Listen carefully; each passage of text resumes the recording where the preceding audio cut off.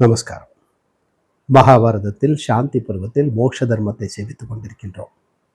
இன்று நாம் சேவிக்கும் இந்த அத்தியாயத்தில் வியாசர் ஞானிகளின் பெருமையை சுகருக்கு சொல்லியதுதான் சேவிக்கின்றோம். புத்தியானது சத்வ ரஜஸ் தமோ குணங்களை படைக்கிறது. க்ஷேத்ரஜன் அவைகளை அடைகின்றான். நியந்தாவான க்ஷேத்ரஜனானவன் உதாசீனன் போல சகலமான குணங்களையும் விகாரத்தையும் அடையும்படி செய்கின்றான். விஷயங்களை படைக்கிற அந்த புத்தியானது பூர்வ வாசனையுடன் கூடியது. ஊர்ணநாபி என்னும் எட்டுக்கார் பூச்சியானது எவ்விதம் நூலை சிருஷ்டிக்கிறதோ அவ்வாறே இந்த க்ஷேத்ரஜனானவன் விஷயங்களை சிருஷ்டிக்கின்றான். நாசத்தை அடைந்த பதார்த்தங்கள் இல்லாமல் போவதில்லை. பின்னை என்ன என்றால் அவைகளுடைய பிரவൃத்தியானது அறியப்படுவதில்லை. இவ்வாறு சிலர் நிச்சயிக்கிறார்கள் மற்றும் சிலர் நிவர்த்தி என்று தீர்மானிக்கிறார்கள். இந்த இரண்டு விதத்தையும் புத்திக்கு தக்கபடி விசாரித்து தீர்மானிக்க வேண்டும். ஜனனத்தை அடைந்த ஆத்மாவும் இவ்வாறேதான். மனிதன் ஆத்தியந்தமற்றதும் நித்தியமுமான ஆத்மாவை அறிந்து எப்பொழுதும் குரோதம், சந்தோஷம், மாத்சரியம் இவைகளை அடையாமல் சஞ்சரிக்க வேண்டும். இவ்வாறு புத்தி, சிந்தை இவைகளால் வியாபிக்கப்பட்டதும் உறுதி உள்ளதுமான ஹிருதய கிருதத்தியை அறுத்துவிட்டு துக்கமும் சந்தேகமும் இல்லாதவனாக சுகமாய் இருக்க வேண்டும். எவ்வாறு பூமியிலிருந்து தவறி பெரிதான பிரவாகமுள்ள நதியில் ஆழ்ந்தவர்கள் துன்பத்தை அடைவார்களோ அவ்வாறே இந்த உலகில் மூழ்கின அஞ்ஞானிகள் துன்பத்தை அடைவார்கள் என்று அறிய கடவாய். வித்வான் துன்பத்தை அடைவதில்லை. நிர்குணமும் ஞான வடிவமுமான தன்னுடைய ஆத்மாவை அடைகிற தத்துவ ஞானியானவன் கரையில் நடக்கின்றான். இவ்வாறு மனிதன் எல்லாவற்றையும் அறிந்து பிராணிகளுடைய ஜனன மரணங்களையும் வைஷமியத்தையும் நன்றாக ஆராய்ந்து சிறந்த அடக்கத்தை அடைகின்றான். ஆத்ம ஞானம், அடக்கம் இந்த இரண்டும் விசேஷமாக பிராமணனுக்கு ஜன்ம சாமர்த்தியமாய் இருக்கின்றன. அவை குறைவற்ற மோட்ச சாதனங்கள். இதனை அறிந்தவன் வித்வான் ஆவான். இதை தவிர வித்வானுக்கு வேறு லட்சணம் ஏது? வித்வான்களானவர்கள் இதை அறிந்து கிருத்தார்த்தர்களாகி மோட்சத்தை அடைகிறார்கள்.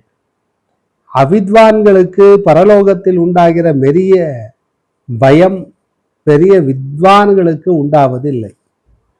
வித்வானுக்கு உண்டாகின்ற அழிவற்ற சிறந்த கதியானது மற்ற ஒருவருக்கும் உண்டாவது இல்லை.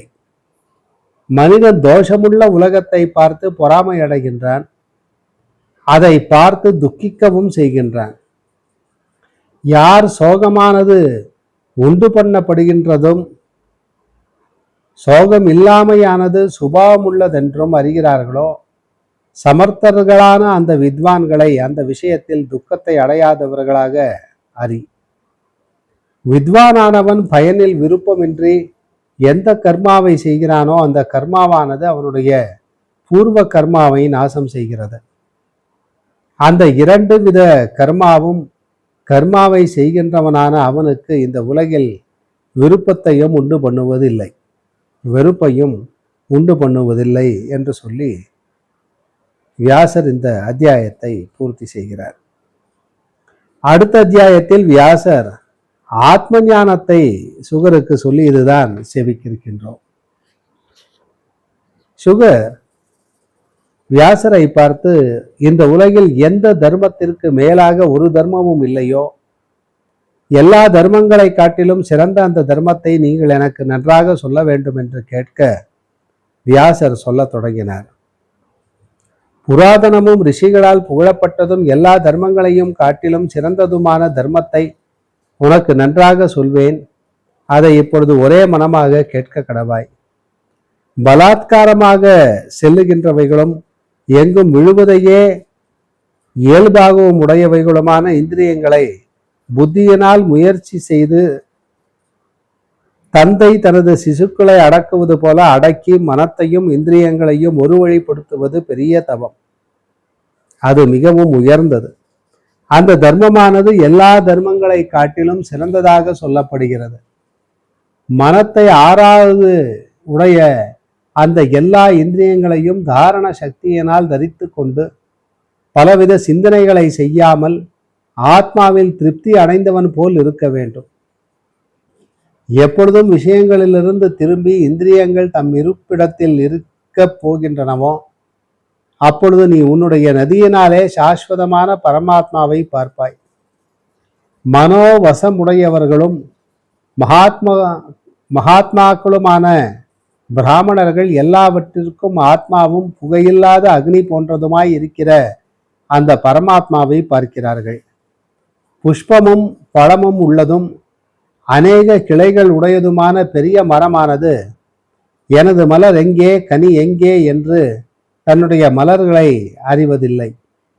அப்படியே புத்தியானது எங்கிருந்து வந்தேன், எங்கே போகப் போகின்றேன் என்று அறிவதில்லை. இந்த சரீரத்தில் இந்த புத்தியை காட்டிலும் வேறாக அந்தராத்மா இருக்கின்றான். அவன் எல்லாவற்றையும் பார்க்கின்றான். அவன் தன்னுடைய சொரூபமாயும் மிகவும் பிரகாசமாயும் இருக்கிற ஞானமாகிற தீபத்தினால் ஆத்மாவை பார்க்கின்றான். எல்லாவற்றையும் அறிந்தவனாய் இருக்கிற நீ ஆத்மாவினால் ஆத்மாவை பார்த்து உபாதியற்றவனும் சட்டை கழற்றிய சர்ப்பம் போல எல்லா பாவங்களிலிருந்து விடுபட்டவனுமாக இருப்பாய்.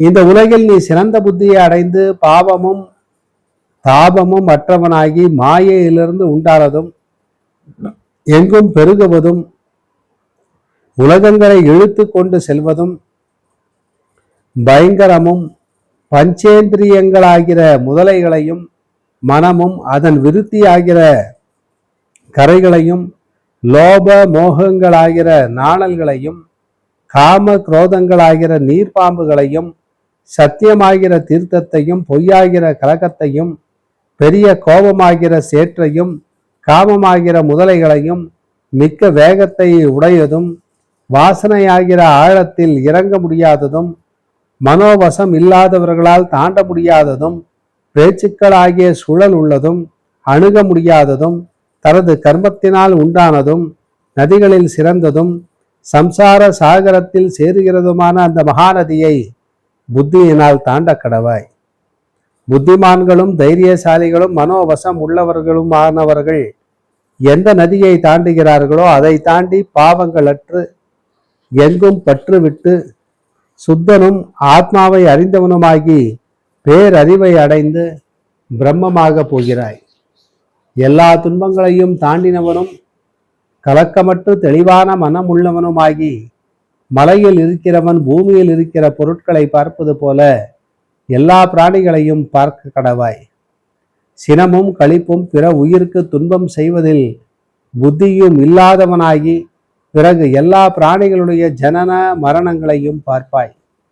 இவ்விதமான தர்மத்தை எல்லா பிராணிகளுக்கும் உயர்ந்த தர்மமாக தர்மிஷ்டர்களுள் சிறந்தவனும் வித்வான்களும் உண்மையை அறிந்தவர்களுமான மகிழ்ச்சிகள் நினைக்கின்றார்கள்.